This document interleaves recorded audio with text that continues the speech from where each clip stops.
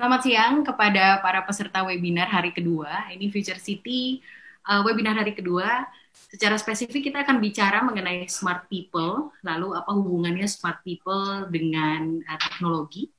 Lalu apa juga yang sudah dikerjakan oleh Jakarta Smart City mengenai inisiatif-inisiatif yang mereka sedang bangun atau sudah dikerjakan. Dan kita juga akan mendapat review atau tanggapan dari seorang dokter yang mungkin secara khusus beliau sangat mempunyai pengalaman di bidang kesehatan publik.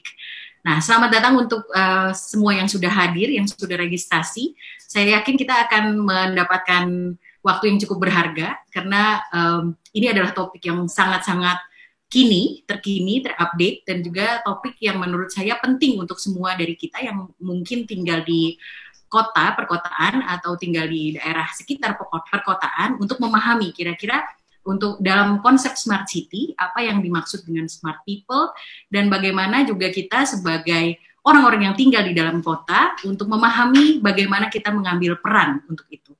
Baik, saya akan mulai dengan sedikit pembuka.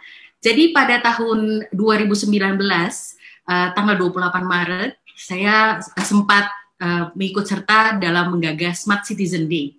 Nah, pada saat itu memang ada deklarasi dari 34 provinsi dan disampaikan bahwa secara khusus Smart Citizen itu penting dalam sebuah Smart City. Karena tidak mungkin ada Smart City kalau tidak ada penduduk yang paham betul mengenai peran mereka di kota. Nah, sedikit saya membacakan, ada beberapa konsep yang ditawarkan saat itu, tapi kurang lebih yang pasti judul besarannya adalah untuk mewujudkan tata kelola pemerintahan yang baik dan melalui beberapa segmen, yaitu transparansi, akuntabilitas, dan partisipasi publik. Lalu ada beberapa poin, seperti misalnya arus dan akses informasi yang bertanggung jawab, lalu pendidikan yang merata, lalu juga ekonomi kreatif, menjaga lingkungan, dan melestarikan seni budaya sebagai identitas bangsa.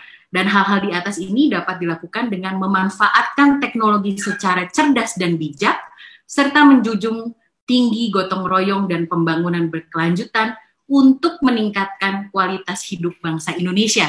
Saya pikir memang goalnya adalah untuk meningkatkan kualitas bangsa Indonesia ya, one city at a time.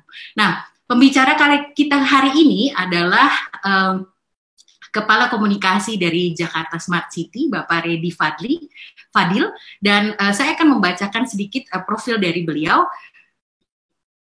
Beliau akan memaparkan banyak sekali data-data yang menurut saya sangat-sangat menarik untuk dibahas.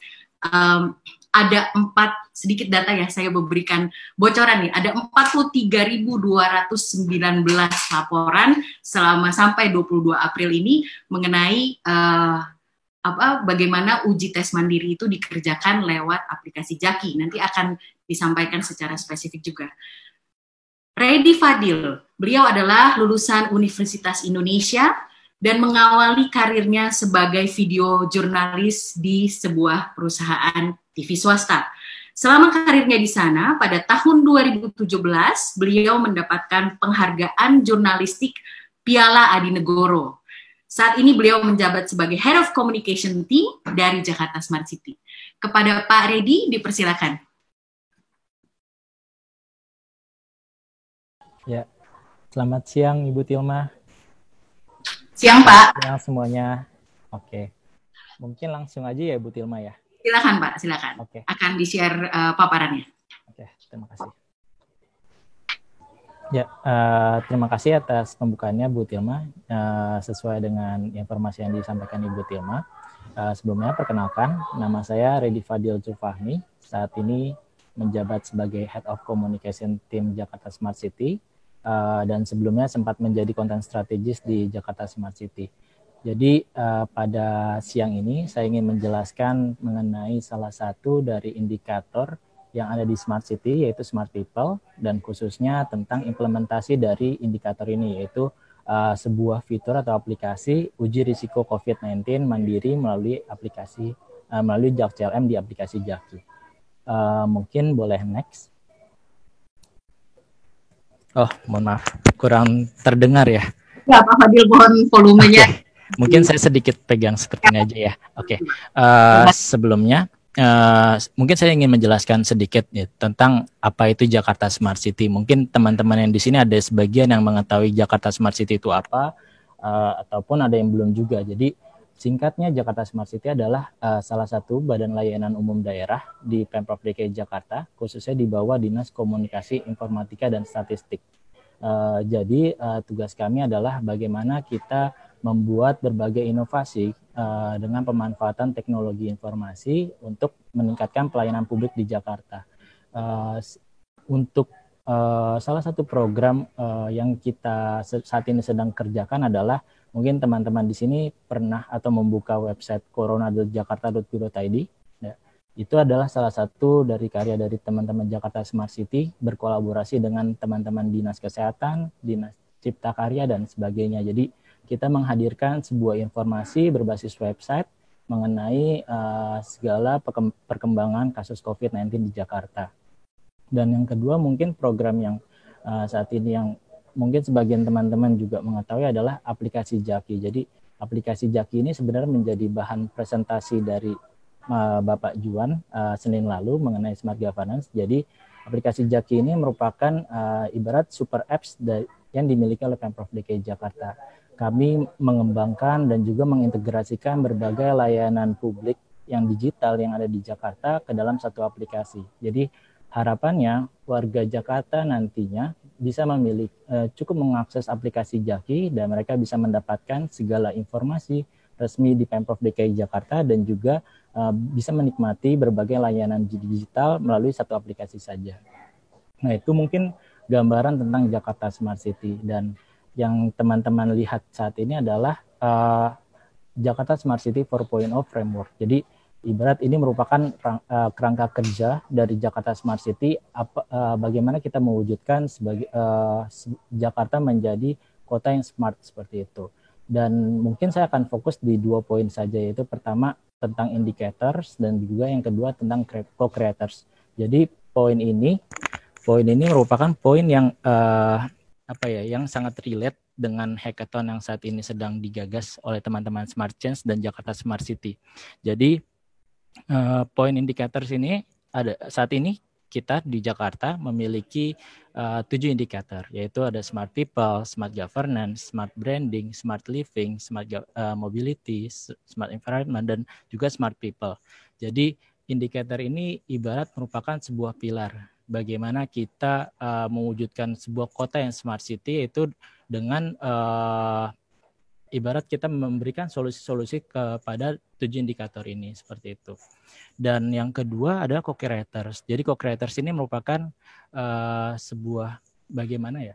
Jadi Pemprov DKI Jakarta saat ini sedang menggagas Kota City 4.0, di mana kita mengajak masyarakat untuk terlibat langsung untuk memberikan berbagai solusi ataupun inovasi di Kota Jakarta gitu. Jadi kita melibatkan ada 5 co-creators yang kita miliki, yaitu saat ini ada academics, kemudian warga, media, pemerintah daerah lain, dan juga startup maupun investor lain. Nah, kita berharap dengan adanya hackathon ini, teman-teman di startup bisa terlibat langsung untuk bersama-sama kita mencarikan solusi untuk Kota Jakarta.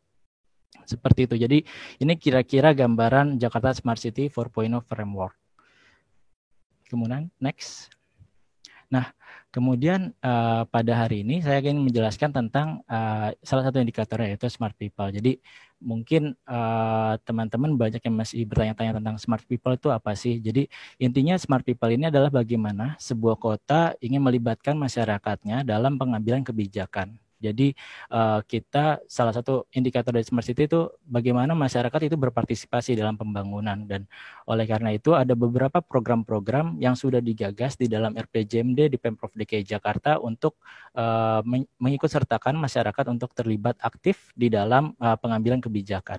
Misalnya yang pertama adalah saat ini melalui Bapeda atau Badan Perencanaan Pembangunan Daerah, kita telah menghadirkan sebuah platform yang kita sebut dengan IMUS Renbang. Jadi Melalui Musrembang ini masyarakat bisa memberikan usulan, inovasi, ataupun gagasan untuk pembangunan infrastruktur ataupun kegiatan yang ada di Jakarta melalui APBD. Jadi teman-teman cukup memberikan input ataupun memberikan usulan, misalnya di lokasi teman-teman ada sebuah taman yang di dalamnya itu ternyata masih belum terawat. Jadi teman-teman bisa memberikan usulan untuk merenovasi taman tersebut untuk digunakan untuk di lingkungan sekitar seperti itu.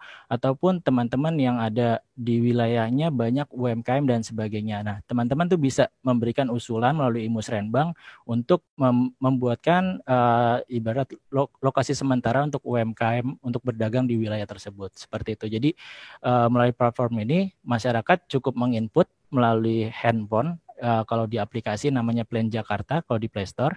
Kalau untuk di website namanya Imusrenbang. Jadi teman-teman input usulannya, kemudian seluruh usulan tersebut bisa di-tracking. Bahkan nanti ketika usulan tersebut dinilai oleh pemerintah, di situ ada validasinya, dalam artian apakah usulan teman-teman nanti akan diterima ataupun ditolak. Kalaupun ditolak, di situ disebutkan kenapa alasannya ditolak seperti itu. Kemudian yang kedua adalah public dashboard. Nah, public dashboard di sini adalah bagaimana kita Pemprov DKI Jakarta memberikan transparansi data gitu. Jadi melalui data visualisasi dan sebagainya. Mungkin sebagian dari teman-teman di sini pernah melihat salah satu menu di corona.jakarta.go.id adalah data visualisasi. Jadi data visualisasi ini merupakan mini dari public dashboard yang kita kembangkan. Jadi melalui data visualisasi tersebut, masyarakat bisa melihat data tentang tindak lanjut seluruh pengaduan yang ada di Jakarta. Mungkin sebagai gambaran saat ini di Jakarta sudah ada sekitar 10.000 laporan di bulan Juli ini ya. Di bulan Juli ini ada sekitar 10.000 laporan yang masuk ke dalam Jakarta yang disampaikan oleh masyarakat dan sekitar 99%-nya sudah ditindaklanjut. Jadi melalui public dashboard ini masyarakat bisa juga ibarat mengevaluasi ataupun melihat kinerja dari Pemprov DKI Jakarta berdasarkan laporan yang dilaporkan melalui kanal pengaduan resmi Pemprov DKI.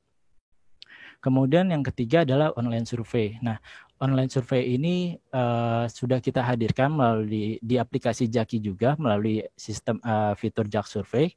Jadi kita setiap 3 bulan sekali Pemprov DKI Jakarta membuka penilaian terkait kinerja wilayahnya. Jadi di situ teman-teman ini untuk tokoh-tokoh tertentu, ada sekitar 80.000 partisipan yang untuk mengisi penilaian tersebut, untuk menilai kinerja dari wilayah lurah sampai tingkat wali kota. Jadi kita melakukan evaluasi tentang bagaimana layanan publik yang ada di setiap wilayah itu, dari wilayah kelurahan, kemudian kecamatan, dan akhirnya bisa sampai ke wilayah wali kota seperti itu. Dan ini beberapa poin-poin lagi dan mungkin bisa teman-teman baca. Dan hari ini saya ingin fokus di salah satunya yaitu mungkin ini bisa dibilang survei online, yaitu kita sebut Corona Likelihood Metric. Mungkin boleh next teman-teman. Nah, mungkin saya ingin menjelaskan sedikit tentang Corona Likelihood Metric. Jadi latar belakang kenapa kita menghadirkan Corona Likelihood Metric ini merupakan salah satu bentuk dari smart collaboration gitu. Bagaimana kita berkolaborasi tidak. Jadi Corona Likelihood Metric ini tidak didevelop sendiri oleh Pemprov DKI Jakarta, tapi kita melibatkan dari akademisi, kemudian dari startup untuk menghadirkan fitur ini. Jadi apa itu Corona Likelihood Metric? Jadi Corona Likelihood Metric ini adalah sebuah self-assessment atau uji risiko mandiri COVID-19 di Jakarta. Seperti teman-teman tahu, kita dari bulan Maret sudah mengalami pandemi COVID-19 di Jakarta gitu, dari tanggal 2 Maret. Dan di sini Pemprov DKI Jakarta berpikir bagaimana kita bisa mengetahui kondisi warganya, apakah si A ini terindikasi COVID-19 atau tidak. Jadinya dan seperti yang kita tahu saat ini untuk mengetahui itu kan ada 2 metode, yaitu metode melalui rapid test ataupun PCR test yang biayanya pun tidak murah gitu. Jadi bagaimana kita memanfaatkan teknologi informasi untuk menilai apakah seseorang ini beresiko COVID-19 atau tidak. Oleh karena itu waktu itu di awal Maret teman-teman Harvard Indonesian CLM Team hadir ke Pemprov DKI Jakarta dan mempresentasikan ide tentang CLM ini. Dan mereka membuat sebuah machine learning dengan pembelajaran dari data kasus COVID-19 sebelumnya di Jakarta tentang bagaimana orang-orang terindikasi COVID-19 berdasarkan gejala-gejala ataupun data demografi mereka. Jadi kita melakukan penilaian berdasarkan gejala-gejala tersebut, yang itu dipelajari melalui machine learning. Jadi machine learning itu belajar data Jakarta, dan kemudian setiap orang yang mengisi Corona Likelihood Metric ini, mereka kan bisa mengetahui apakah dirinya ini terindikasi COVID-19 atau tidak melalui 3 kategori yang nanti akan saya jelaskan. Dan ini merupakan hasil kolaborasi antara CLM, Harvard CLM Team Indonesia, kemudian ada Dinas Kesehatan, dan juga teman-teman startup di Klik ID yang membuat front-end Corona Likelihood Metric di Jakarta. Mungkin boleh next. Oke, mengapa perlu cek melalui Corona Likelihood Metric? Nah, ini mungkin pertanyaan yang mungkin banyak orang yang bertanya-tanya kenapa harus CLM gitu. Nah, yang pertama ini adalah ini merupakan cek gejala mandiri. Mungkin teman-teman dari awal corona ini kan kita selalu dihimbau bagaimana kita melakukan physical distancing. Sedangkan yang kita ketahui adalah saat ini fasilitas kesehatan adalah zona merah yang berbahaya kalau kita datang gitu. Dan melalui CLM ini masyarakat bisa melakukan tes secara mandiri dengan cukup melalui handphonenya saja gitu. Jadi mereka tidak perlu datang ke Vaskes memeriksakan apakah dirinya bergejala atau tidak. Saat ini mungkin banyak orang-orang yang masih paranoid kalau mereka punya batuk, apakah mereka terindikasi COVID-19 atau tidak. Nah, CLM itu membantu di sini gitu. Jadi cukup melalui handphone mereka bisa mengetahui risiko mereka. Kemudian yang kedua adalah gratis, mudah, dan cepat. Jadi cukup dengan menginstal aplikasi Jaki, buka Jak CLM, mengisi beberapa pertanyaan, mungkin cukup 5 menit, teman-teman bisa mengetahui resiko dirinya sendiri. Apakah mereka itu beresiko tinggi atau tidak. Kemudian privasi data terjaga, kita menjamin datanya aman, karena seluruh data yang disampaikan teman-teman ini akan tersimpan di server Pemprov DKI Jakarta dan sudah dijaga oleh BSSN, seperti itu. Dan yang keempat adalah akurasi tinggi. Jadi kita machine learning CLM sendiri terus melakukan pembelajaran terhadap kasus-kasus COVID-19 yang ada di Jakarta. Jadi mesin ini terus belajar dan sistem modelnya pun terus berkembang menyesuaikan dengan data yang masuk di Pemprov DKI Jakarta. Boleh next. Oke, kemudian bagaimana cara mengakses CLM ini sendiri? Jadi CLM sendiri itu bisa digunakan cukup melalui aplikasi Jaki. Jadi teman-teman cukup install aplikasi Jaki. Saat ini sudah tersedia di Play Store ataupun di App Store. Ataupun teman-teman bisa buka link di bawah ini, yaitu bit.ly/appsjaki atau bit.ly/appsjaki iOS. Jadi teman-teman install aplikasi Jaki-nya, kemudian di menu utama teman-teman akan melihat fitur Jak CLM di sebelah pojok kiri bawah seperti itu. Oke, boleh next. Nah, kira-kira bagaimana sih CLM ini bekerja, ataupun teman-teman bagaimana bisa mengisi CLM itu sendiri? Sebenarnya tahapnya tidak terlalu rumit, cukup 4 tahap ini saja teman-teman sudah bisa mengetahui diri teman-teman ini beresiko COVID-19 atau tidak gitu. Pertama, teman-teman cukup buka Jak CLM-nya, kemudian isi data dengan jujur dan benar, kemudian isi pertanyaan yang ada di dalam CLM, dan juga di akhir nanti teman-teman akan bisa melihat hasil CLM-nya. Dan jika teman-teman ternyata beresiko tinggi, di situ teman-teman bisa mendapatkan rekomendasi untuk tes PCR di fasilitas kesehatan terdekat, seperti itu. Kemudian boleh next. Nah, ini catatan penting yang harus diperhatikan oleh teman-teman sebelum melakukan tes CLM. Pertama adalah seleksi masa rapid ini gratis, jadi teman-teman tidak dipungut biaya sama sekali untuk tes CLM. Kemudian isi data dengan jujur, karena CLM ini adalah self-assessment, jadi teman-teman diharapkan untuk mengisi ini dengan jujur dan baik gitu. Karena ini akan berdampak sendiri untuk teman-teman. Jika teman-teman tidak mengisi dengan jujur, nanti yang beresiko diri pengisinya sendiri ataupun keluarganya, seperti itu. Kemudian yang ketiga adalah 1 unik 1 kali. Jadi untuk pengisian CLM ini biasanya kita melakukan pengisian setiap ketika teman-teman sudah mengisi di hari ini misalnya, teman-teman akan dapat mengisi lagi di minggu depan seperti itu.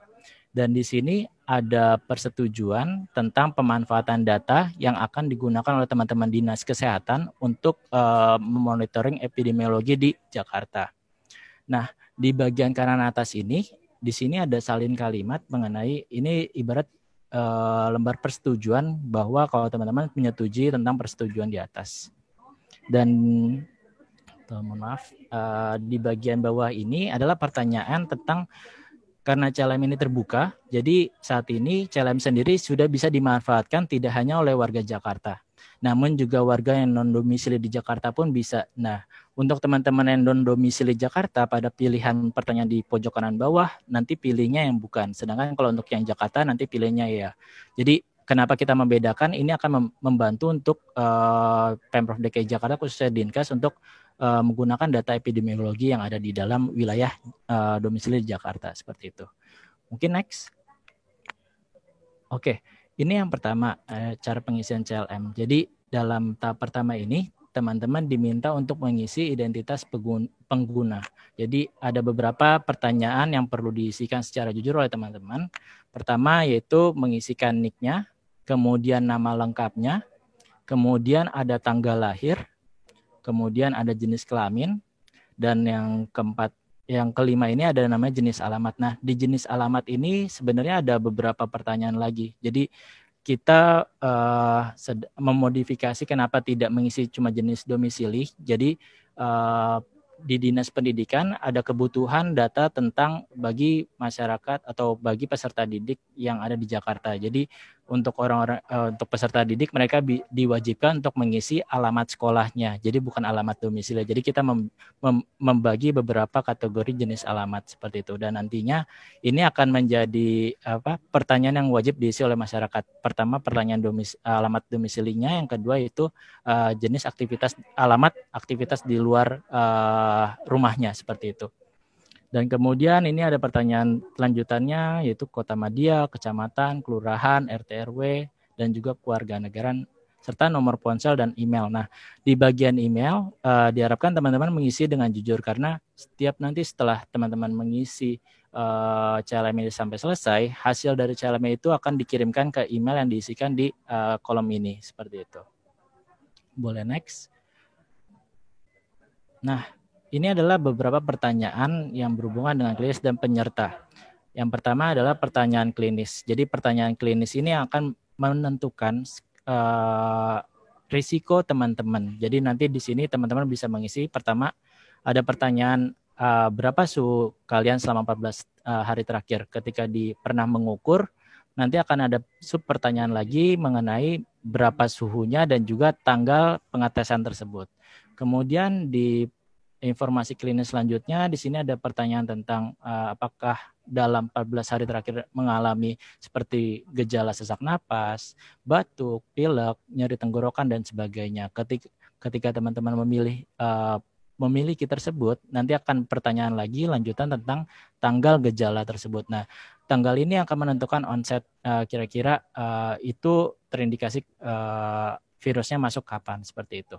Kemudian ada kondisi penyerta. Nah, di kondisi penyerta ini sebagai pertanyaan tentang kondisi penyerta itu sendiri. Apakah hamil, apakah memiliki penyakit jantung, asma, alergi, dan sebagainya. Jadi ini data kebutuhan untuk mendukung dari machine learning-nya. Kemudian next.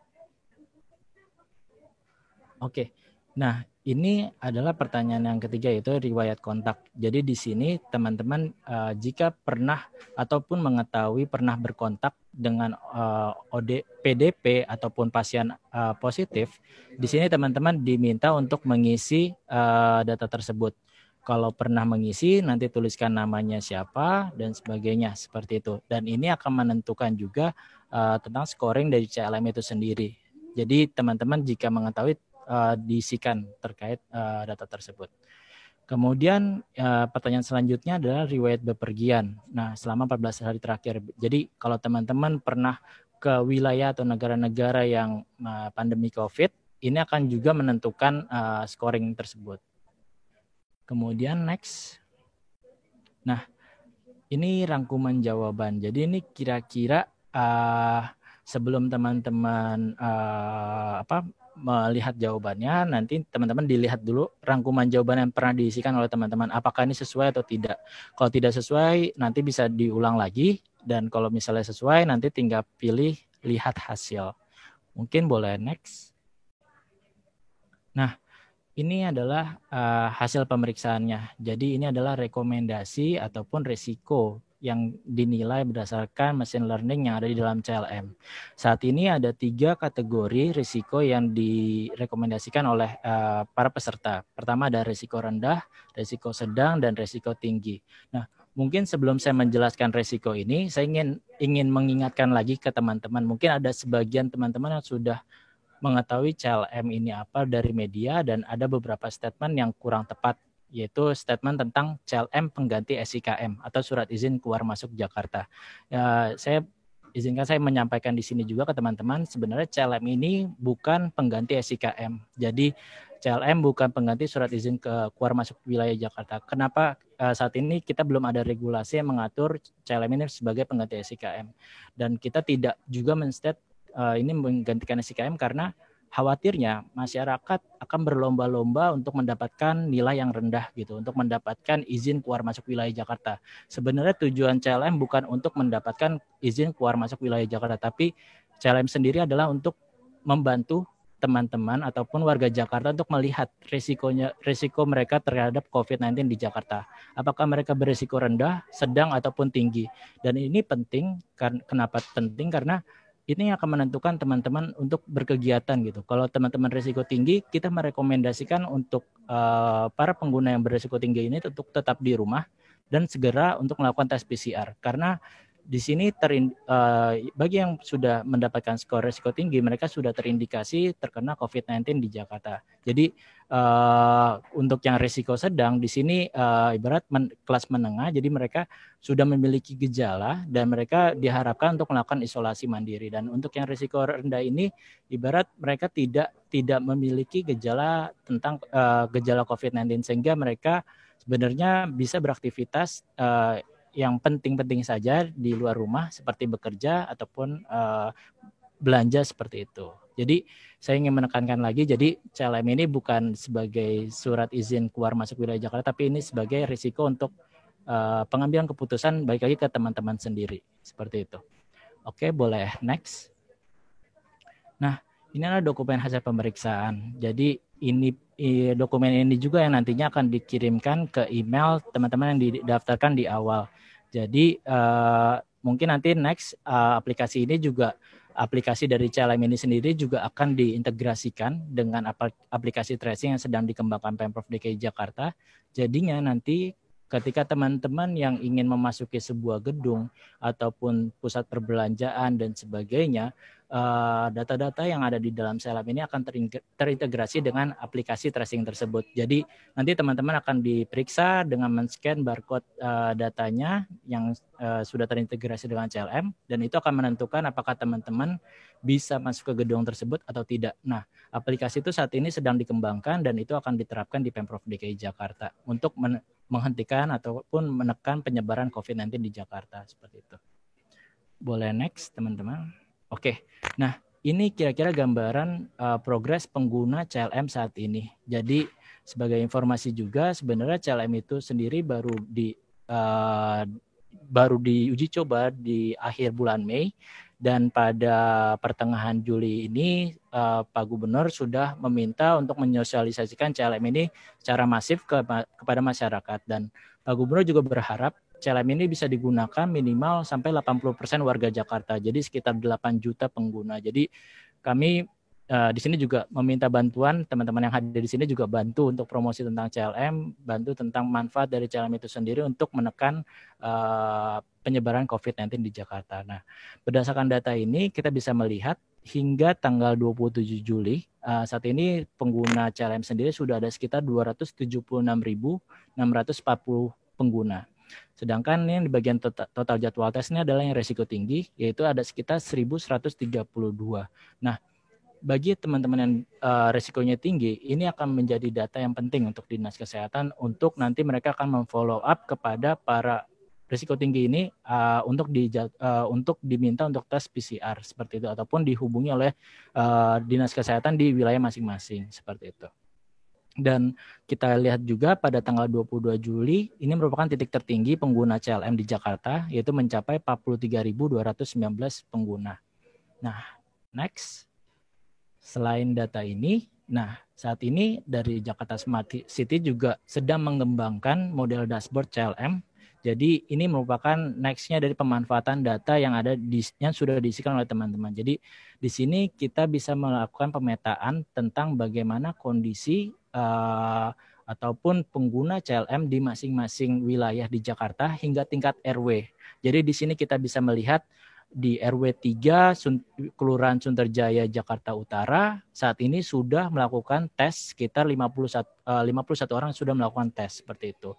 Dan di sini kita bisa lihat juga kira-kira tren jumlah peserta, kemudian kita melihat dari scoring dari hasil tesnya sendiri yang di sebelah pojok kiri bawah, kemudian jenis kelamin pengguna, dan juga hasil orang-orang yang sudah mengikuti tes PCR atau belum, dan juga jumlah pengguna berdasarkan wilayah. Nah, berdasarkan data ini yang nantinya ini akan mendorong untuk Pemprov DKI Jakarta melakukan data driven policy untuk berbagai instansi untuk pengambilan kebijakan di Jakarta seperti itu. Next. Ya, mungkin sekian presentasi dari saya. Mohon maaf jika ada salah-salah kata ataupun tingkahnya kurang baik. Dan sekian, terima kasih. Terima kasih Pak Redi. Sebenarnya bukan ininya Pak, tidak ada yang perlu dimaafkan kecuali suaranya aja Pak tadi. Oke, sebelum saya melangkah ke speaker berikutnya, saya mau bertanya dulu clarifying question Pak. Tadi kan disampaikan bahwa ini tingkat administrasi kotanya adalah di tingkat RW ya. Artinya hasil dari CLM ini didapatkan based on mereka di mana mereka tinggal. Gitu ya Pak. Nah, pertanyaan saya, apakah pengurus dari RW itu juga mendapatkan data-datanya? Untuk saat ini dashboard yang terakhir itu juga baru kita sedang kembangkan juga Bu Tilma. Jadi saat ini baru diakses oleh Dinas Kesehatan, dan dari data Dinas Kesehatan ini nantinya akan diteruskan ke Sudinkes dan juga kepada mungkin nanti next step-nya akan didistribusikan juga kepada gugus tugas yang ada di wilayah RW, seperti itu mungkin Bu Tilma. Oke, artinya di dalam RW itu ada gugus tugas juga ya Pak ya? Iya. Biasanya nanti dibantu koordinasi oleh kelurahan juga seperti itu. Oke. Baik, terima kasih Pak Redi. Kita langsung ke reviewer atau penanggap ya. Pembahas ada dari Dr. Pino. Dr. Pino akan membahas dari paparan Pak Redi dan kurang lebih akan memberikan masukan, lalu tanggapan, lalu kurang lebih kritik-kritik membangun sehingga Jakarta Smart City bisa mulai terbuka sudah sebenarnya Pak ya, dengan kolaborasi. Tetapi karena ini memang webinar yang kita buat untuk hackathon, jadi kami harap ada beberapa potensial partisipan atau partisipan yang belum mendaftar tapi masih ingin tertarik, baru ingin menggali ide, mungkin bisa mendapatkan inspirasi dari Dr. Edi Alpino Rifai Siregar. Saya izin membacakan dulu profil beliau. Dr. Edi Alpino Rifai Siregar, MKH, adalah dokter umum yang berpraktik di Rumah Sakit Umum Yarsi. Ia menyelesaikan studinya di kedokteran umum di Universitas Indonesia. Dia adalah anggota Ikatan Dokter Indonesia atau IDI. Beliau adalah CEO berpengalaman pada industri perawatan kesehatan global. Dr. Pino terampil dalam bidang manajemen kesehatan, perencanaan atau penganggaran strategis, sistem integrasi yang terpapar baik di perusahaan multinasional atau rumah sakit pengguna teknologi tinggi. Dengan lembaga jaringan luas di Indonesia, ASEAN, dan negara lain, beliau menyandang sertifikasi dari Standar Profesional Internasional, terdaftar sebagai MD bersama dengan Master of Occupational Health dari Universitas Indonesia dan Monash University Melbourne. Beliau juga berpengalaman sebagai co-founder dan penasehat untuk mengembangkan dan merancang beberapa platform kesehatan digital dari beberapa perusahaan rintisan. Selamat datang Dr. Pino. Ya, selamat datang Mbak Mima. Terima kasih. Silakan, selamat Dok. siang semuanya.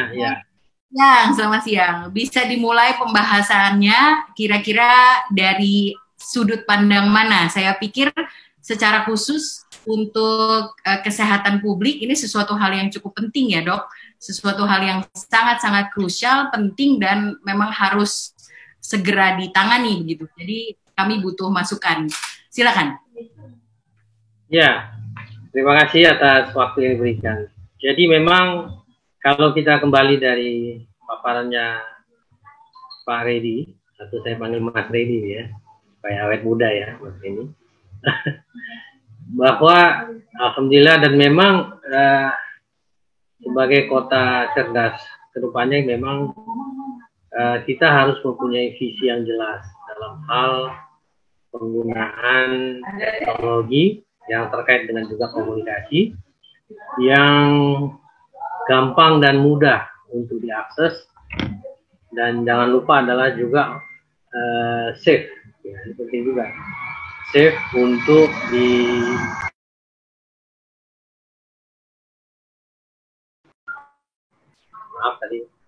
safe untuk diakses atau digunakan oleh masyarakat. Nah, jadi hal ini karena memang di situ nanti ada hal data, kemudian data itu bisa mulai dari data pribadi, kemudian data keluarga, dan juga yang paling penting adalah data medis. Ada medical record ataupun sejenis medical record. Nah, ini menjadi salah satu tantangan sendiri juga nantinya, permasalahan medical record.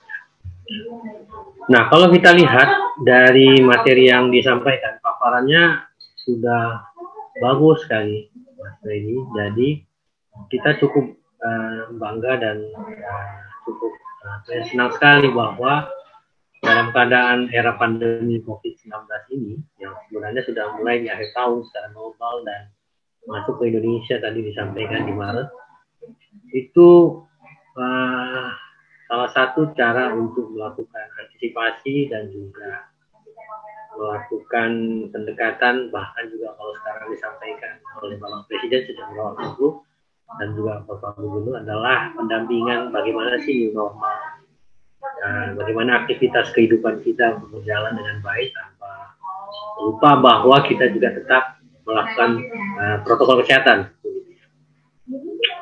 Nah, di negara-negara yang maju, memang saya pikir kita ini sudah berjalan cukup baik, termasuk di bidang healthcare atau di bidang kesehatan, dikarenakan memang trennya juga sebelum COVID juga memang kebutuhan untuk mendapatkan informasi dan layanan itu sudah semakin banyak, terutama layanan-layanan yang sifatnya primer maupun yang sifatnya edukasi dan juga kadang paling tidak informasi. Kalau kita lihat pilar kesehatan itu memang tidak lepas dari masalah ataupun isu promosi, prevensi, kuratif, dan rehabilitasi. Jadi 4 hal ini memang akan tetap menjadi pilar ya. Bagaimana semua program yang kita lakukan atau yang kita inginkan, baik yang sifatnya nanti tentunya daring atau online ataupun aplikasi ini, kalau diharapkan dan juga kita lihat bisa cover ataupun paling tidak mengambil beberapa hal dari keempat pilar. Kalau kita lihat tadi sebenarnya sudah cukup baik. Misalnya disampaikan bagaimana informasi akses aplikasi ini dapat dilakukan. Cukup gampang, kita tinggal klik tadi ya, ini untuk website ataupun linknya tidak terlalu susah. Kemudian juga bisa diakses siapa saja, walaupun utamanya tentu diutamakan oleh masyarakat Jakarta ya. walaupun nanti tidak menutup kemungkinan adanya kolaborasi provinsi lainnya. Nah, ini juga memang menjadi perhatian. Beberapa hal tadi yang sudah disampaikan seperti scoring dan juga step by step daripada aplikasi, kalau kita lihat itu sudah cukup baik. Memang ada beberapa hal mungkin bisa menjadi pertimbangan, terutama misalnya untuk permasalahan yang sifatnya data dan juga data medis ataupun pertanyaan-pertanyaan medis. Sebagai contoh, kalau kita lihat tadi ada dikatakan misalnya apakah pernah sesak nafas, keluhan sesak nafas. Nah, kadang-kadang ini kan sangat subjektif, misalnya begitu ya. Ketika seseorang mengisi dia bingung apakah dia sesak nafas atau hanya belum sesak nafas atau nafasnya lagi. Ya paling gampang nih kalau orang kena pilek gitu ya, dia kan merasa sesak nafas ya. Tapi kalau orang kena radang paru-paru yang berat, dia juga bisa sesak nafas. Nah, jadi mungkin lebih sedikit diobjektifkan, misalnya apakah kalau Anda hitung sesak nafas Anda lebih dari 30 kali, karena itu merupakan standar dari perhimpunan spesialis paru. Kalau mengatakan seseorang dikatakan di atas 30 kali per menit akan dia dikatakan sesak nafas. Hal-hal seperti ini mungkin bisa menjadi masukan sebenarnya untuk paling tidak membuat pertanyaan itu lebih, maksudnya standar pertanyaannya masih bisa diterima dan juga lebih valid. Kemudian apakah demam, kemudian apakah bisa diganti, misalnya apakah suhu Anda pernah melewati 37,3 derajat Celcius yang merupakan standar WHO untuk menyatakan seseorang ada kecurigaan peradangan atau infeksi dalam tubuh sehingga suhunya naik. Misalnya begitu. Walaupun secara umum tadi itu sudah membaik narasi-narasinya. Nah, kalau kita lihat kembali lagi promosi, prevensi, kuratif, rehabilitasi. Nah, tentu saja selain juga mendapatkan edukasi, kita juga harapkan di sini masyarakat dapat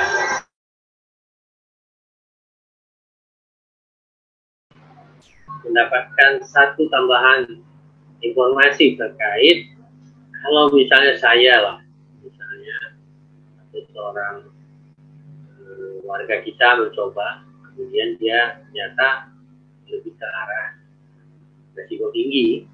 Tadi sudah bagus tuh dibangun resiko rendah, resiko sedang, resiko tinggi. Nah, resiko tinggi kan kita anggap adanya suatu kemungkinan dia terkena infeksi. Nah, disarankan untuk swab PCR kan.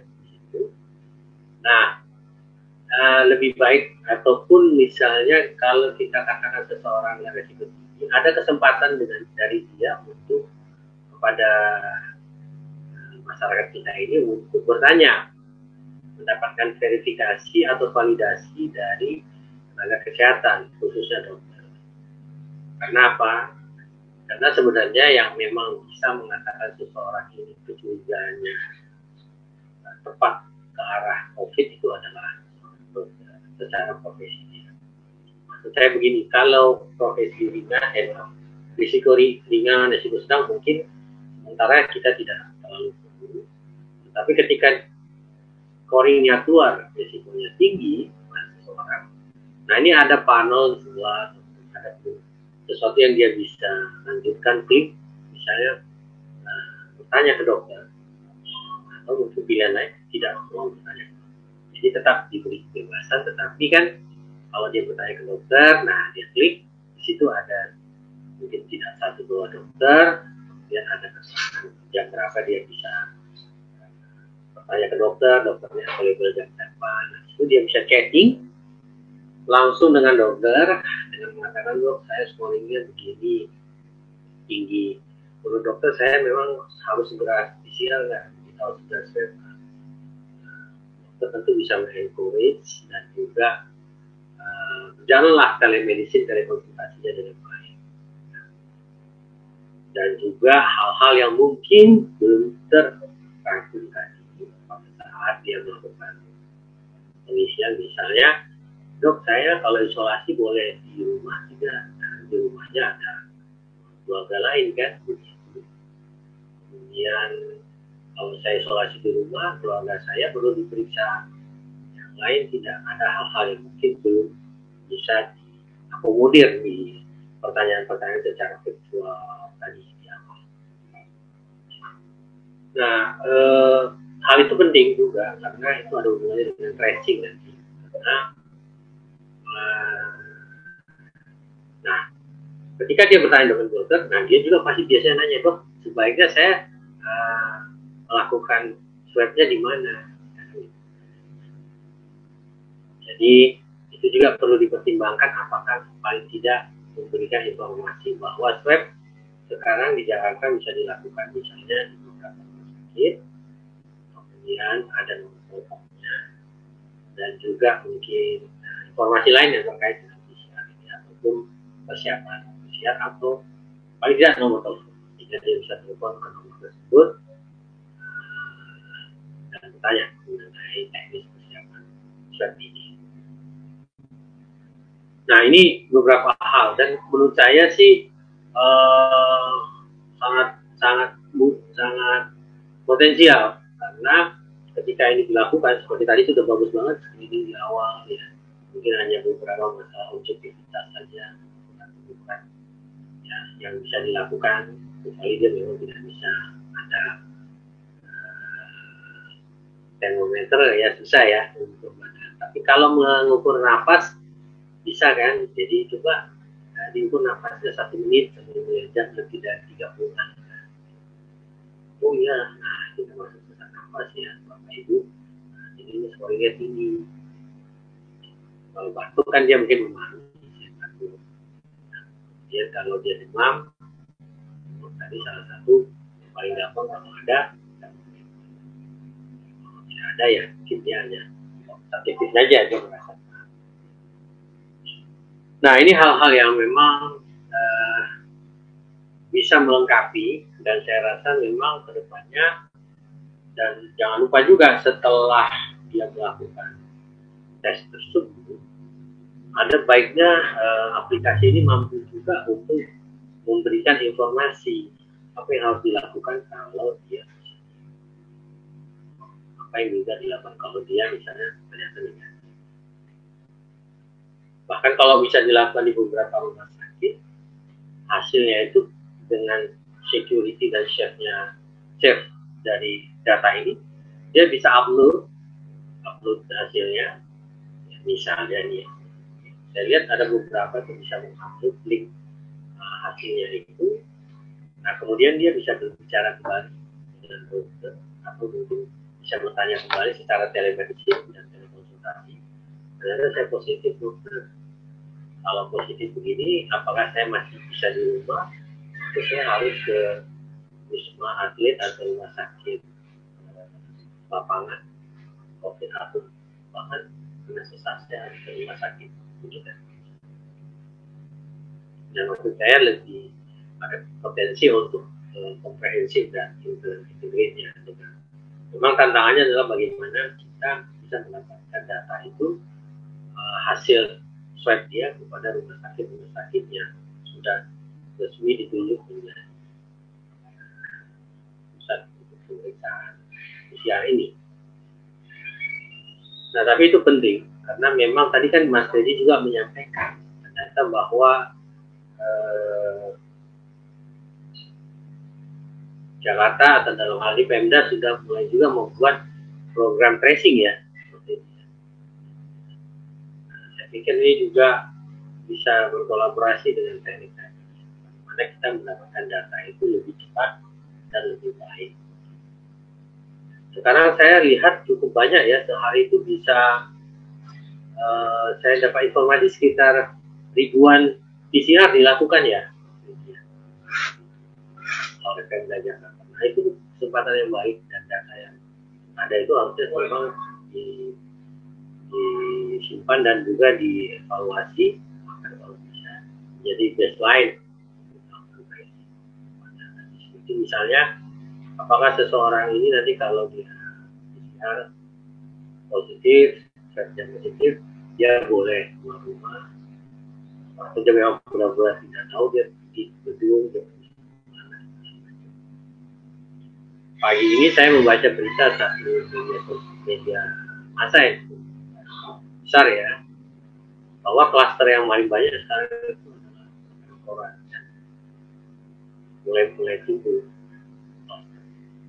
Hari saya jalan-jalan ke satu perusahaan atau gedung, itu di lift banyak yang cicat-cicat, ya, yang tidak menggunakan masker, masih gitu ya. Kemudian jumlah orang di dalam lift juga seharusnya kan dibatasi. Sudah, tapi masih dilanggar. Tapi memang banyak juga yang sudah mulai. Nah ini potensi-potensinya harus tetap dilakukan, baik dari sisi ABS, ini dan juga tentu online dari aplikasi ini yang tetap akan diakses oleh masyarakat untuk mendapatkan kemudahan informasi. Tentu saja, sedikit saya menambahkan ya, kedepannya tentu saja tidak hanya permasalahan COVID, kalau menurut saya hal-hal lain, ya hal-hal lain bisa seperti apa saja yang terkait dengan kebutuhan awal atau permasalahan primer kesehatan masyarakat kita.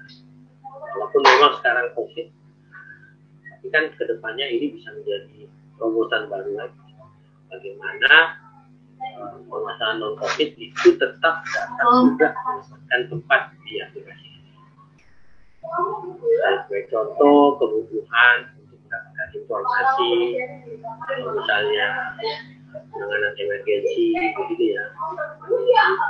Kota-kota, misalnya membutuhkan ambulans, membutuhkan informasi, ruangan ICU, hal lain yang memang itu masih tetap menjadi masalah sampai sekarang. Nah ini bisa menjadi terobosan juga. Awal yang COVID, develop ke arah sana. Nah, sekarang kan sesak nafas, gue dikaitkan dengan COVID. Demam juga dikaitkan dengan COVID. Jadi nggak apa-apa COVID dulu. Walaupun nanti setelah sampai di rumah sakitnya belum. Nah, ini beberapa poin tadi ya, seperti promosi, prevensi, termasuk kalau karyawan ya. Jadi dia ingin tahu kalau saya terkena COVID ya akses web itu juga.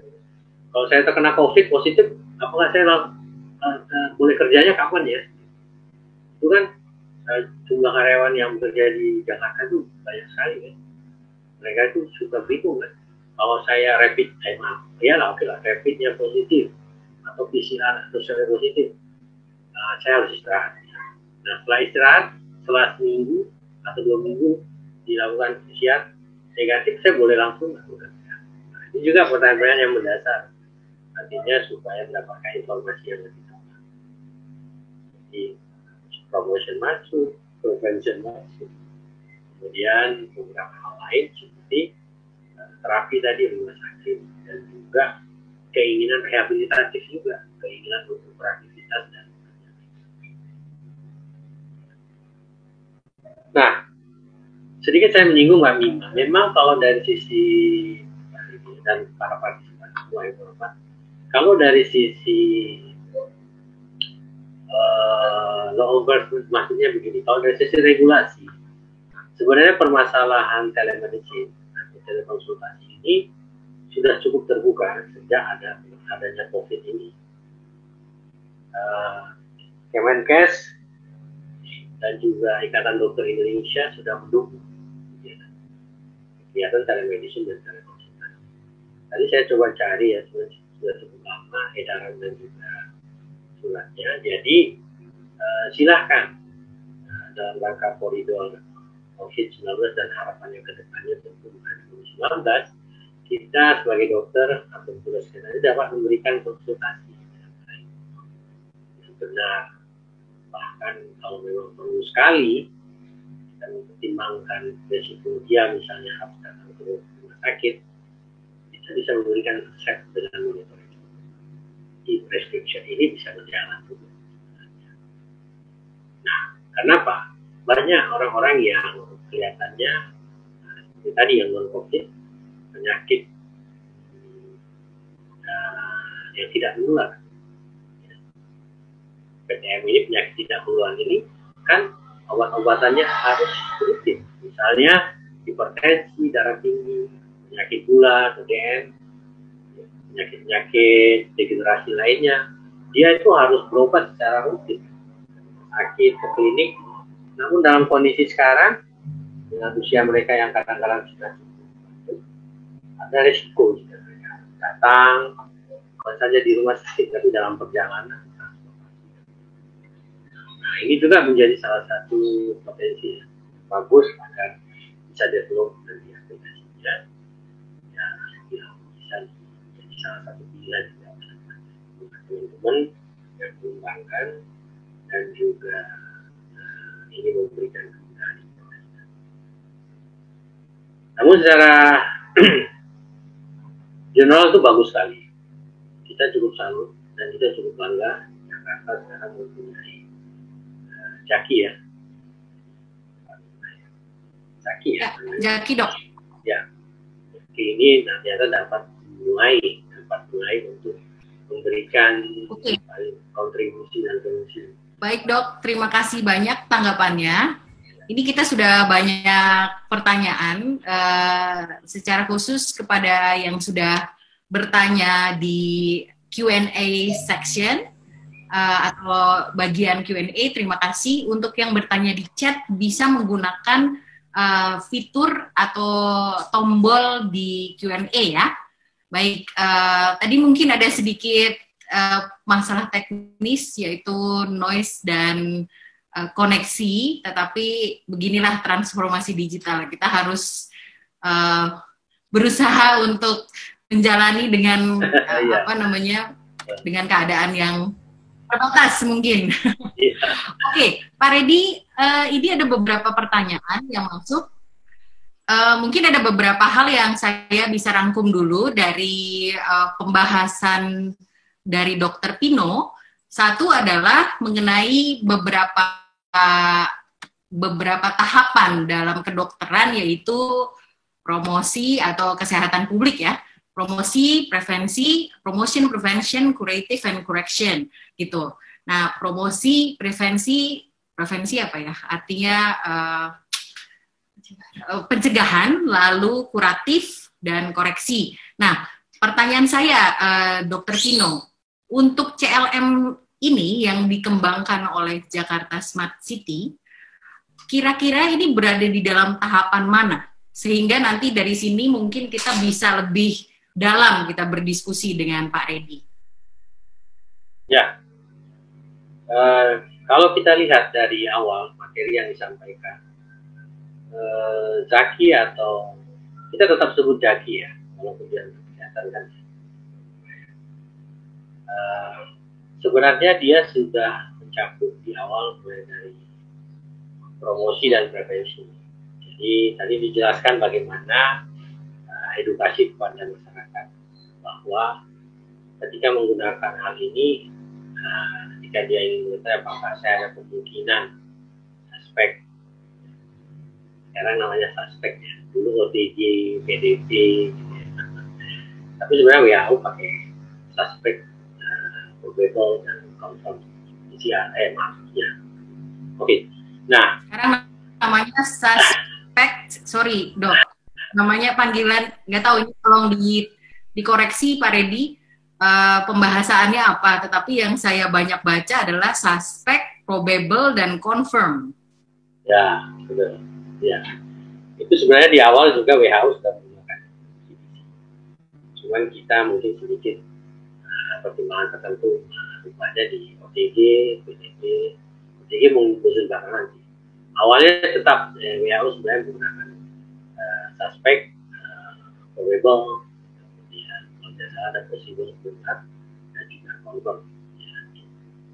Nah, kalau kita balik Mbak Bima, ini aplikasinya sudah memberikan edukasi kepada masyarakat bahwa yang pertama, ini adalah satu tools yang paling tidak mencoba membantu pada masyarakat.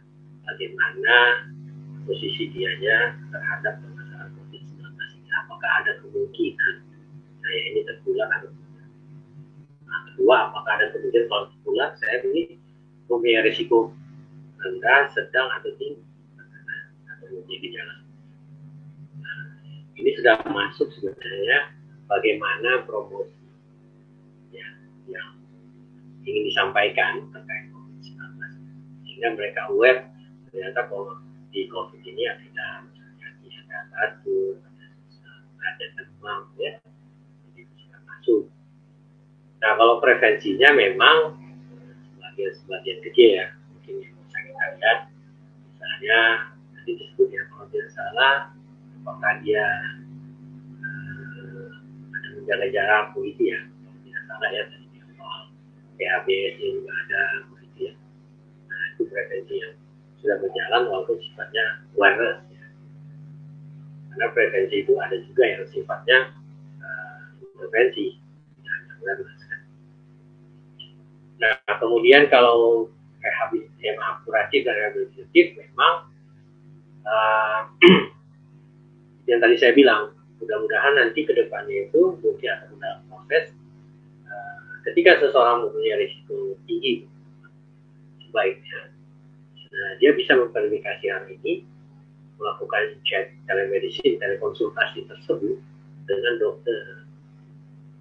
Dokter bisa mempertimbangkan dengan melihat kondisi ini, sedikit melakukan verifikasi apakah memang benar-benar dia berisiko tinggi atau mungkin ada risiko kuratifnya masuk itu. Dan sampai dengan tadi saya bilang kalau misalnya hasilnya dilakukan dan dia bisa upload hasilnya, artinya dia bisa dapatkan hasilnya langsung di smartphone nya, dia bisa lihat, waduh saya alhamdulillah negatif, waduh saya alhamdulillah positif ini. Nah, berarti kan ada sesuatu yang harus dia lakukan konsultasi ulang dan memberikan terapi atau memang rehabilitasi. Artinya apakah dia sudah dinyatakan sembuh, atau kalau misalnya karyawan dia sudah dinyatakan bekerja kembali.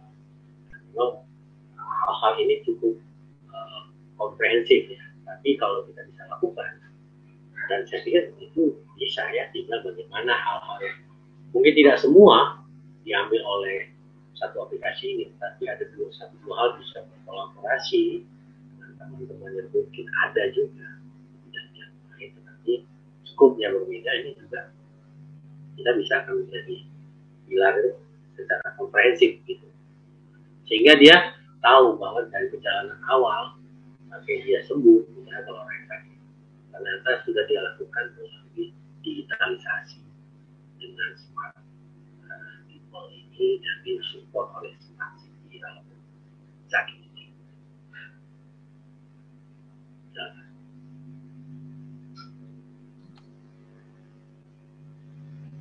Oke, sih dok tanggapannya sesi Q&A atau pertanyaan ya.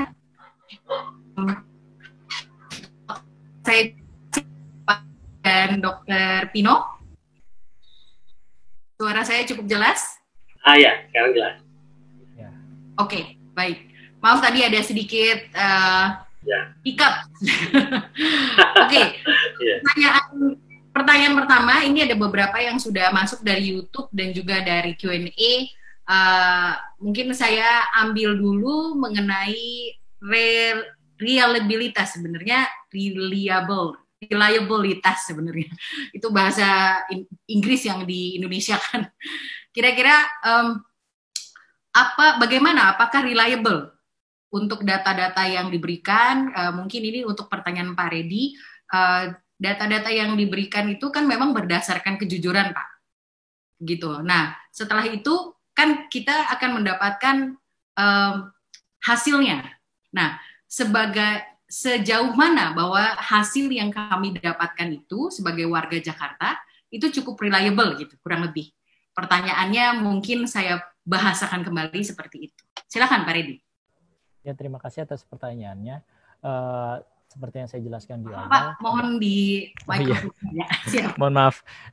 Seperti yang saya jelaskan di awal, jadi CLM ini sebenarnya adalah machine learning, yaitu sebuah machine learning yang mempelajari dari data-data kasus COVID-19 di Jakarta. Jadi mesin ini terus belajar terkait data-data terbaru kasus COVID-19 di Jakarta. Mereka itu mempelajari tentang gejala, data demografi, terus lokasi, usia, jenis kelamin, dan sebagainya. Nah, hal-hal ini yang menjadi dasar untuk scoring di dalam aplikasi CLM. Jadi, data-data ini akan terus berubah karena kita karena data yang masuk saat ini terus berubah juga, dan kalau tidak salah saat ini data sekitar 30% kasus COVID-19 aktif di Jakarta itu OTG atau orang tanpa gejala. Jadi ini akan terus berkembang jadi penilaiannya. Seperti itu Bu Tilma dan Pak. Mohon maaf tadi siapa? Ya. Oke, lanjut Pak ya. Ini ada pertanyaan dari Ahmad Yulisar Muhardian terkait dengan pengisian data aplikasi Jaki. Ini mungkin bukan secara khusus CLM ya Pak ya. Bagaimana menghadapi masyarakat yang enggan membagikan data diri, yang hal ini juga dirasakan di pusat perbelanjaan atau ruang publik. Gimana Pak? Nah, mungkin untuk di aplikasi Jaki, kami dari Dinas Kominfotik atau Jakarta Smart City sudah menjamin kepada para pengguna aplikasi Jaki data kalian akan aman karena seluruh data ini akan kita jaga di server di Pemprov DKI Jakarta dan tidak akan kita share ke pengembang aplikasi lainnya seperti itu. Jadi data privacy ini sangat kita jaga, dan sebagai informasi juga saat ini Jakarta Smart City dikepalai oleh Pak Yudhistira. Beliau itu salah satu beliau S3-nya tentang data privacy di Oxford. Jadi beliau paham betul bagaimana data ini sangat penting dan sangat dijaga kerahasiaannya seperti itu. Jadi kita jamin seluruh data yang diisikan di dalam Jaki ataupun CLM ini akan dijaga kerahasiaan datanya. Dan untuk di wilayah kayak pusat perbelanjaan dan sebagainya, di sini kami menghimbau mungkin harus dipertanyakan lagi bagaimana legalitas mereka untuk meminta datanya. Jadi mungkin sedikit lebih hati-hati mungkin ya kalau untuk yang pengembang kayak di swasta dan sebagainya. Tapi kalau untuk di Pemprov DKI Jakarta, kita jamin datanya akan dijaga seperti itu. Baik, terima kasih Pak Redi jawabannya. Ada pertanyaan bagus, masukan sebenarnya. Ini masukan dari Billy dari Jakarta Barat. Terima kasih atas paparan Mas Redi dan masukan dari Dr. Pino. Saran untuk JAK CLM di aplikasi Jaki, mohon dimasukkan entry nomor kontak darurat. Nah, ini juga tadi sempat di info atau diberikan masukan dari pembahasan Dr. Pino ya. Apabila sudah cek mandiri dengan hasil sedang atau bahkan tinggi, akan dikirim juga kepada nomor darurat agar dia juga melakukan asesmen mandiri. Oke. Untuk Dr. Pino, saya kurang setuju apabila ditambahkan ukur napas.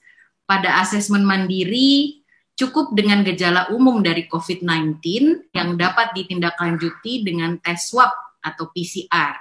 Apabila gejala khusus dimasukkan, itu kan termasuk rekam medis yang bersifat privasi pasien dan dokter yang menangani. Nah, ini kita dengar dulu singkat saja dari Dr. Pino, dan setelah itu silakan dari Pak Redi menanggapi. Silakan dokter. Ya, terima kasih atas pertanyaannya. Jadi sebenarnya rekam medis itu ada persyaratannya, ada undang-undangnya juga mengenai rekam medis. Dan tadi yang saya sampaikan itu mungkin menjadi salah satu tantangan tersendiri bagaimana untuk mengakomodir mengenai pertanyaan-pertanyaan tadi. Nah, kembali kepada pertanyaan yang saya sampaikan atau pernyataan tadi. Kemudahan untuk memberikan validasi itu banyak caranya. Salah satu ya tentu untuk membuat itu lebih objektif. Karena kalau hanya sesak nafas itu yang saya bilang, kalau sumbatan hidung dulu, karena orang kesumbat tuh bilang, dia merasa nafasnya sesak. Padahal jumlah nafasnya tidak berubah. Tapi secara bisnis dia merasa sesama. Nah, beda juga dengan orang yang misalnya memang benar-benar sesak nafas karena misalnya ada asmanya tadi kambuh. Jadi hal-hal ini yang membuat sebenarnya pertanyaannya tadi dijawab dengan lebih akurat sehingga ketika dibuat scoring itu lebih. Nah, rekam medis itu adalah rekam yang memang sudah ada bakunya, template. Ya. Sama nanti kalau ditanya tinggi badan, berat badan, ya itu juga parameter. Ya. Nah, jadi kembali lagi ada beberapa hal yang memang harus dilakukan sebelum kita nyatakan itu sebagai rekam medis. Nah, itu yang bisa saya sampaikan. Jadi silakan aja kalau dalam batas-batas tertentu, dalam rangka membuat akurasinya lebih baik, ya, itu sudah, menurut saya sudah harusnya dilakukan. Ya, artinya itu leveling ya dok ya. Artinya seakurat apa diinginkan uji tes mandiri ini gitu ya. Betul. Ya. Baik, terima kasih Dokter Pino. Pak Redi, tanggapannya Pak, silakan. Ya, ini bagus banget idenya, dan ini mungkin akan kita coba sampaikan juga ke tim pengembang aplikasi CLM juga di tim dev kami. Dan tadi juga sesuai dengan saran juga dari Dr. Pino, mungkin di akhir di hasil risiko tinggi mungkin juga ditambahkan kontak ke telemedicine yang sudah berkolaborasi dengan Jakarta. Itu terima kasih atas sarannya Pak Billy dan Pak Pino.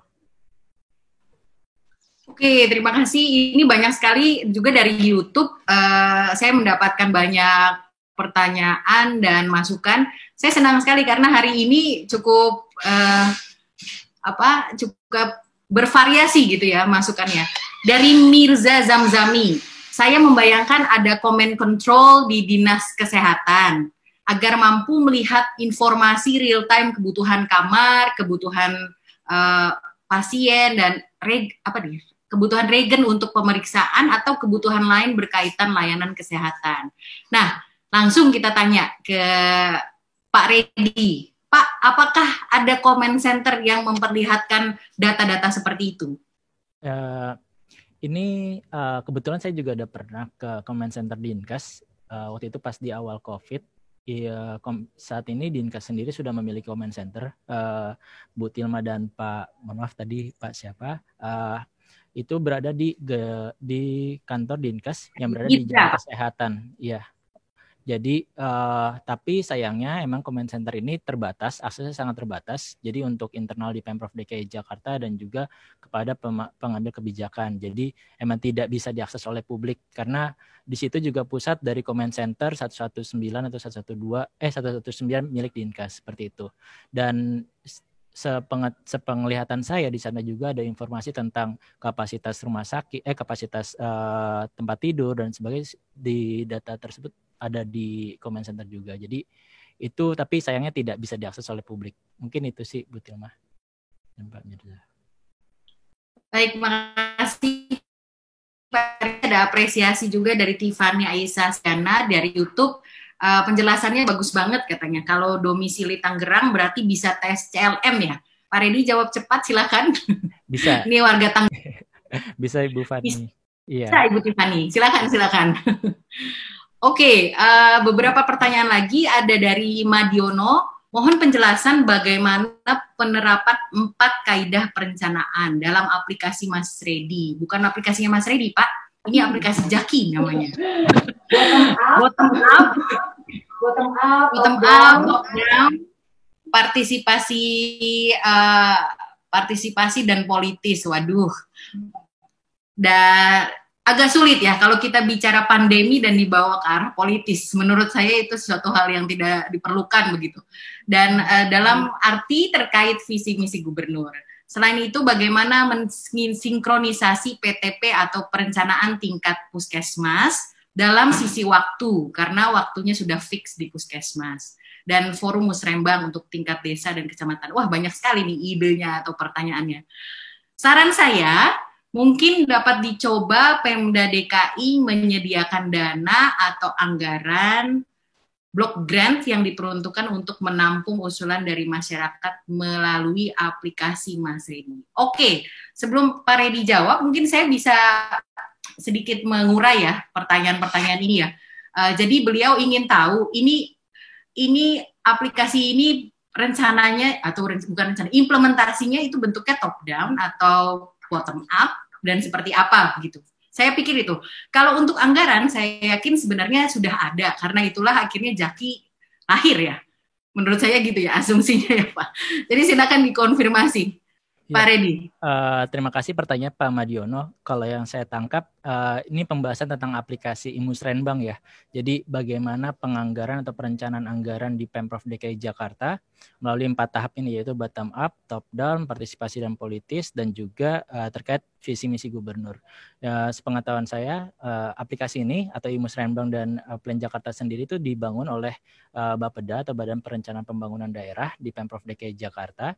Dan untuk bagaimana itu, setahu saya untuk aplikasi Imusrenbang ini sendiri sudah ada persentase. Jadi ketika masyarakat melakukan usulan langsung melalui Imusrenbang ataupun lewat Plan Jakarta melalui aplikasi tersebut, itu sudah ada persentase berapa kira-kira anggaran yang diprioritaskan untuk aplikasi tersebut. Dan itu sistemnya itu seperti bottom up, dalam artian masyarakat menyampaikan idenya mereka terkait misalnya pembangunan infrastruktur atau pembangunan taman dan sebagainya. Itu mereka bebas menyampaikan seluruh idenya itu, dan nanti setiap idenya itu tersebut nanti akan seperti dipertandingkan, atau ide-ide tersebut nanti akan diperbandingkan dengan ide-ide yang lain, mana yang lebih prioritas. Kalau misalnya ide yang ini kayaknya lebih prioritas dari yang si B, nah maka yang si B ini akan ibarat dilaksanakan di tahun depannya, seperti itu. Jadi setahu saya anggarannya ada, dan itu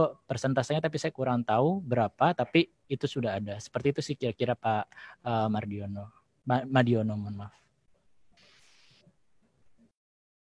Baik, terima kasih Pak Redi. Ada apresiasi lagi dari Siskanita. Saya senang sekali dengan webinar seperti ini, karena didatangkan Dr. Edi Alpino dan Pak Redi dengan tim yang dapat menjawab semua pertanyaan dan rasa penasaran saya. Wah, terima kasih loh. Apresiasinya dengan senang sekali kami menerima. Terus buat acara seperti ini ya, terima kasih. Nah, sebelum kita melangkah ke pertanyaan berikutnya, saya sekaligus menjawab keingintahuan dari Siskanita nih. Jadi setelah hari ini, besok sampai hari Kamis akan ada webinar-webinar lain dengan pilar lain, dan minggu depan juga ada sampai akhirnya di tanggal 4 Agustus. Jadi ada 4 webinar lagi yang akan kami tayangkan untuk Anda secara spesifik membahas pilar-pilar yang digunakan atau menjadi fondasi dalam Smart City Jakarta. Nah, ada Smart Living, Smart Environment, Smart Economy, dan Smart Mobility. Dan Jakarta Smart City juga menyediakan e-certificate untuk yang hadir terus. Saya melihat di sini cukup konstan, tidak ada yang kabur. Kelihatannya sangat senang dengan paparan dari Pak Redi dan Dr. Pino. Jadi terus ikuti kami, bisa RSVP, dan kalau misalnya tidak bisa dapat kebagian slot, bisa nonton di YouTube Live. Oke, lanjut ya, masih semangat Dr. Pino. Kita punya waktu kurang lebih sebenarnya 8 menit lagi, tapi saya mau coba untuk menjawab beberapa pertanyaan lagi. Satu dari Firdausi. Apakah sudah ada atau akan ada assessment terhadap keefektifan aplikasi CLM ini? Mengingat layanan ini tampak baik, tapi masyarakat belum tentu mudah untuk menggunakan layanan ini. Apakah karena ketidaktahuan atau ketidakmengertian atau lain halnya? Ini saya yakin Pak Redi punya jawabannya, tapi saya mau coba lempar pertanyaan ini ke Dr. Pino dulu. Dok, kira-kira bagaimana ya caranya kita memberikan assessment terhadap efektivitas aplikasi CLM ini? Silakan. Ya. Jadi memang setiap program itu memang harus kita evaluasi ulang sejauh mana efektifnya atau sejauh mana sebenarnya program ini bisa diterima oleh masyarakat.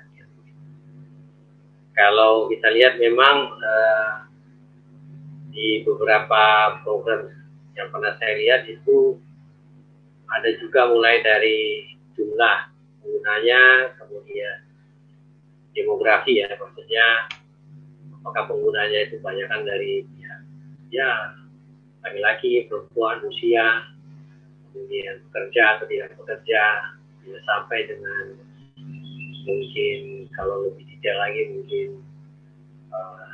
pendidikan, status pendidikan segala macam itu kan sangat berperan. Artinya apakah mereka yang negara kita yang mungkin pendidikannya tinggi mungkin lebih gampang memahami pertanyaan-pertanyaannya, atau mungkin kita yang mungkin belum paham, nah itu juga kadang-kadang ingin mengisi tapi dia belum tahu pertanyaan yang sebenarnya kan dari beberapa pertanyaan di dalam aplikasi itu. Nah itu juga menjadi data yang baik untuk dievaluasi apakah memang ini sudah efektif atau belum, termasuk mungkin ya mereka yang mempunyai tendensi riwayat yang tadi kan disampaikan bahwa sebenarnya ini adalah machine learning.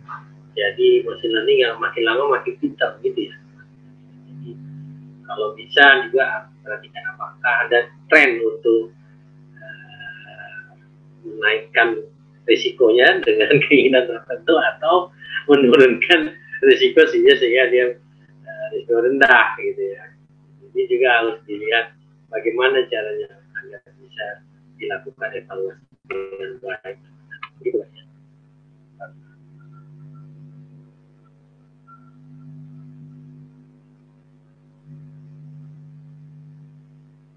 Baik, menarik nih.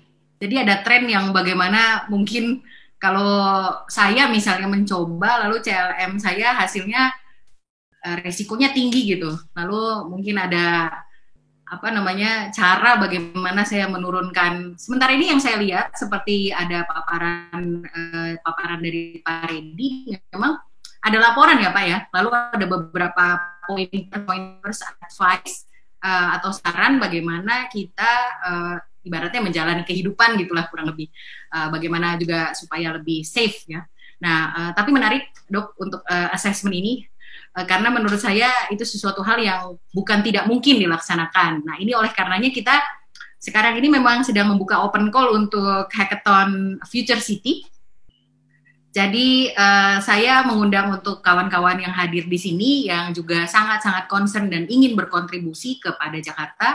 Tidak hanya untuk warga Jakarta, silakan warga Nusantara Indonesia ikut serta juga, atau diaspora yang sedang menonton di luar negeri untuk bisa ikut ke open call kami di website futurecity.jakarta.go.id sampai tanggal 4 Agustus.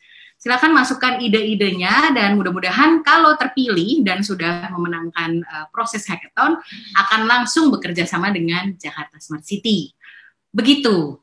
Baik, ada apresiasi lagi dari YouTube. Semoga Jakarta Smart City mampu meningkatkan capaian indikator Human Development Index yang merupakan standar internasional yang di dalamnya terkandung unsur life expectancy atau literacy dan income per kapita. Terima kasih ya untuk apresiasinya. Oke, kita gunakan waktu yang sangat singkat ini untuk dua hal. Satu adalah pertanyaan kepada kedua speaker, mengapa kawan-kawan yang menonton, para tekis-tekis atau para anak-anak milenials, sekarang udah gak milenial ya, tapi anak-anak muda harus mengikuti hackathon. Silakan Dokter Pino dulu nih, kalau dokter dari Pak Reddy mungkin sudah ada jawabannya. Dokter, kenapa harus ikut hackathon, Dok? Saya tahu dokter juga punya passion terhadap teknologi. Silakan, Dok. Ya, sebenarnya industri ataupun digital di dalam kehidupan digitalisasi ini sudah bisa dikatakan hampir masuk ke semua lini lah ya. Jadi tinggal bagaimana sebenarnya kita melihat sebagai potensi daripada digital ini benar-benar menjadi salah satu garis depan. Selain kita untuk melakukan satu aktivitas dan juga apa saja, misalnya tadi ya kondisi pandemi era ini kita bisa dapat apakah posisi kita di mana. Kemudian sebagai kota yang tadi kota cerdas itu kan, orangnya kan harus cerdas, smart people. Artinya orang-orang yang atau masyarakat ataupun kaum milenial yang ya saya sih masih milenial juga ya, kalau ya artinya mampu menggunakan karena seorang dokter saya terima. Iya, jadi mampu menggunakan digital dengan baik, ya. Tidak, maksudnya bukan master atau mumpuni, tetapi dalam daily activity ya, dalam kegiatan sehari-harinya, dan juga membuat satu terobosan, ya, karena kan kita butuh mereka itu mempunyai kemampuan kreatif atau kreator sebagai kreator, ya, agar semua yang diberikan itu mempunyai kontribusi yang baik dan efisien. Kalau dengan sekarang ini kan kita tidak melakukan dengan efisien, maka ya ekonomi dan juga secara global ya, ekonomi dan mereka sudah agak turun ya, sehingga harus ada kreasi dan ada kemampuan inovasi dan lain-lain. Nah, anak-anak muda yang milenial ini ya mampu juga sebenarnya punya potensi dan punya kesempatan. Jadi harus benar-benar punya, walaupun masih muda, harus punya visi, bahwa kita ini adalah kaum milenial yang hackathon lah. Siap. Terima kasih Dr. Pino dari Pak Redi. Pak, silakan, kenapa harus ikut hackathon, Pak? Ya, menurut saya sih ini merupakan waktu yang tepat bagi teman-teman yang penggiat di startup untuk kita bersama-sama berkolaborasi untuk memberikan solusi terhadap permasalahan kota ini. Apalagi saat ini kita sedang mengalami pandemi COVID-19. Secara tidak sadar saat ini seluruh warga dunia bahkan dipaksa untuk bertransformasi digital. Bagaimana mereka mengurangi physical distancing, mengurangi pertemuan fisik dan sebagainya, dan mereka memanfaatkan berbagai platform untuk menghentikan penyebaran COVID-19. Salah satunya yaitu ya seperti ini, webinar kita melalui platform Zoom gitu. Jadi seumur hidup saya belum pernah kepikiran kalau kita akan rapat melalui Zoom meeting. Tapi saat ini di pandemi COVID, bahkan di seluruh Pemprov DKI Jakarta, di dinas-dinas, kita didorong untuk tidak bertemu secara tatap muka, kita melakukan rapat menggunakan platform digital, dan itu ternyata kita bisa gitu, kita mampu. Dan menurut saya ini momen yang tepat bagi teman-teman startup yang memiliki ide inovasi di bidang teknologi informasi ataupun apapun itu, untuk berkolaborasi, memberikan idenya, gagasannya, ataupun aplikasinya ke dalam hackathon ini. Apapun itu, tidak harus tentang kesehatan dan sebagainya. Mungkin teman-teman punya solusi terkait bagaimana melakukan absensi digital dan sebagainya, itu sangat berarti untuk kami gitu. Jadi kami mengajak seluruh startup untuk ikut berkolaborasi melalui hackathon ini, dan ini merupakan kesempatan emas jika nanti teman-teman terpilih. Kemungkinan bisa sekali aplikasi yang dikembangkan oleh teman-teman bisa bermanfaat untuk seluruh warga Jakarta, yaitu sekitar 10 juta penduduk, dan itu mungkin bisa menjadi amal jariah untuk kita semua di nanti gitu, di akhirat. Jadi ini mungkin ini waktu yang tepat, dan ayo daftarkan, seperti itu sih. Wah, kalau udah ngomong amal nih pasti banyak, Pak. Pasti nanti membludak nih yang ikut. Oke, baik, ini saya mengakhiri sesi ini dengan apresiasi dari Dedi Purnama dari YouTube. Kita mendapatkan banyak apresiasi hari ini, senang sekali. Good discussion Jakarta Smart City. Appreciate to Dr. Edi Alpino dan all speakers. Hopefully to arrange regular for public. Oke, ada kok. Dilihat saja di YouTube JSC Lounge, dan di sana nanti akan terlihat beberapa topik-topik yang menarik terkait Smart City. Oke, Saya akan tutup sesi ini dengan beberapa hal. Saya rangkum sedikit mengenai diskusi kita kali ini. Jadi kita akan mulai berakar pada proses yang tadi disampaikan oleh Dr. Pino, bahwa ada konsep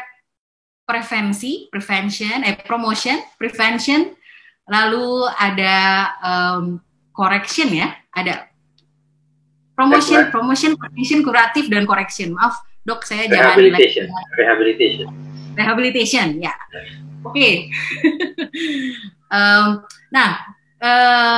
Jadi dari beberapa langkah tersebut kelihatannya memang Jakarta Smart City sudah memulai dengan identifikasi atau uji tes mandiri yang bernama CLM, Corona Likelihood Matrix. Sudah disampaikan dengan namanya ada likelihood ya, artinya ini adalah probabilitas begitu. Dan itu ada di promotion dan prevention. Nah, ada beberapa hal lagi yang mungkin bisa dikembangkan, dan saya pikir ini adalah sebuah inspirasi untuk semua orang yang hadir sekarang mengenai rehabilitation kuratif proses atau 2 step terakhir itu. Tadi Dr. Pino sempat menyarankan bahwa kalau sudah high risk bagaimana nih? Apakah saya bisa kontak dokter? Gitu. Apakah saya bisa tahu di mana saya terdekat, rumah sakit terdekat saya? Nah, ini hal-hal yang menurut saya memungkinkan terjadi dan saya harap akan ada di beberapa ide-ide submission di hackathon nanti. Kurang lebih seperti itu. Terima kasih banyak Dr. Pino dan Pak Reddy. Saya tadinya ingin sekali mendengar statement inspirasinya para speakers, tapi waktunya sudah habis. Saya berharap akan ada lagi di bincang-bincang seperti ini. Sekali lagi terima kasih dan mohon maaf apabila ada kata-kata yang salah atau menyinggung. Mudah-mudahan tidak ada. Tetap sehat dokter, semangat terus. Terima kasih atas passion-nya terhadap teknologi. Kami mengikuti terus jejak profesi dari Dr. Pino dan juga Pak Reddy. Terima kasih atas dedikasinya terhadap Jakarta Smart City juga untuk warga Jakarta. Selamat siang kepada para partisipan. Selamat beristirahat. Semoga tetap sehat. Sampai ketemu di webinar selanjutnya. Terima kasih. Ya, terima kasih. Ya.